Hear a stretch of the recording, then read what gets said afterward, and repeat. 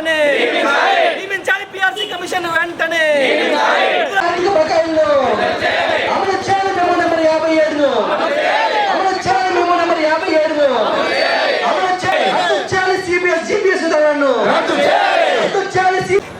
PRC commission వెంటనే PRC commission వెంటనే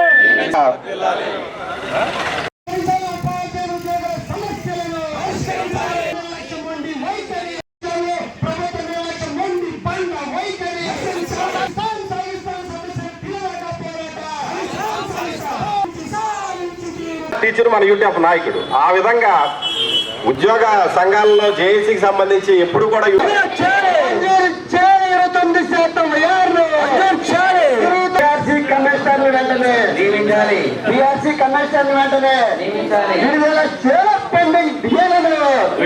ఐదు గంటల వరకు నిరాధ్యక్ష చేయడం అయితే బాగుంది.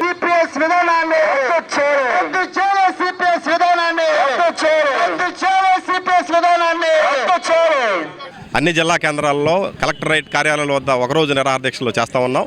ఇది 3వ దశ పోరాటంగా మేము చేస్తూ ఉన్నాం. ఆల్రెడీ ఇప్పటికే రణబేరి 1.0 అలాగే రణబేరి 2.0తో పేరుతో ధర్నాలు, ర్యాలీలు, నిరాహార దీక్షలు అలాగే ప్రాతినిధ్యాలు జరిగినాయి. ప్రధానంగా మా డిమాండ్ ఏంటంటే పిఆర్సీ కమిషన్ని నియమించాలనేది ప్రధాన డిమాండ్. అలాగే పిఆర్సీ కమిషన్ నియమించి ఐఆర్ ప్రకటించాలనేది, పెండింగ్లో ఉన్న డిఏలు ప్రకటించాలనేది, అలాగే మెడికల్ రియంబర్స్మెంట్ బిల్స్ని పరిష్కరించాలనేది, ఏదైతే మెమో నెంబర్ 57 ఉందో దాన్ని అమలు చేయాలనేది, మెమో నెంబర్ 57 ప్రకారంగా 2004 ముందు అపాయింట్ అయిన ఉద్యోగ ఉపాధ్యాయులకి ఖచ్చితంగా పాత పెన్షన్ అమలు చేయాలనేది, సిపిఎస్ రద్దు చేయాలనేది ప్రధాన డిమాండ్స్గా ఉన్నాయి.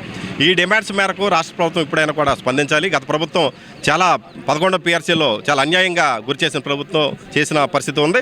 ఈ కొత్త ప్రభుత్వం ప్రజలకు న్యాయం చేస్తుంది, ఉద్యోగుల పట్ల ఉంటుందని భావించాక కానీ ఆ పరిస్థితి జరగటం లేదు.